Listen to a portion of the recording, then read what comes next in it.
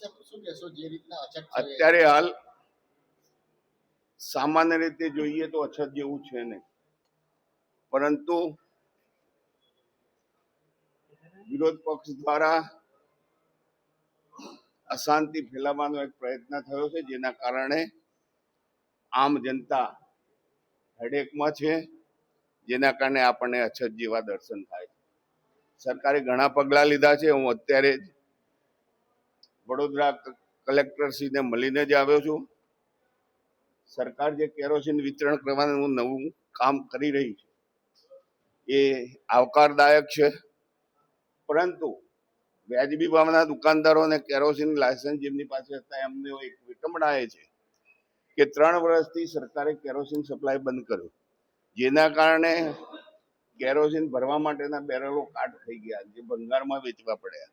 આજે સ્ટોક કરવા માટેના સાધન નથી.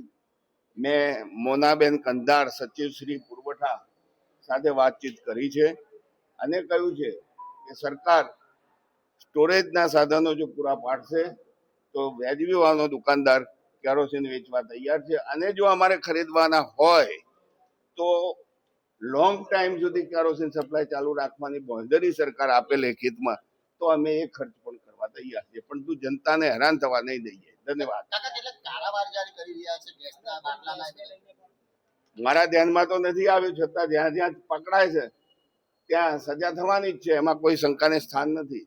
આ પરિસ્થિતિમાં ગેરલાભ ઉઠાવવો એ ખરેખર રાજદ્રોહ છે. કેટલો પુરવઠો છે અત્યારે આપણી પાસે? પૂરતો જથ્થો છે. હમણાં તો ગઈકાલે તમે મીડિયા વાળા બતાવતા હતા કે સ્ટીમરો આવી ગઈ. હવે એ સવાલ તમે કરો છો. પણ કેટલાક જે શ્રમિકો છે તે હવે પોતાના વતન તરફ પલાયન થઈ ગયા છે. આજે જાતે નજારો મીડિયાએ બતાવ્યો છે. લોકોનો જાતે એ લોકો શ્રમિકને કેવી રીતે રોકી શકીએ આપણે? શ્રમિક એક માનસિકતા ધરાવે છે કે અહીંયા તકલીફ છે, ચલે વતનમાં જઈએ, જે ઘેટા બકરા ચલાવીશું દિવસ કાઢી લઈશું. Thank you.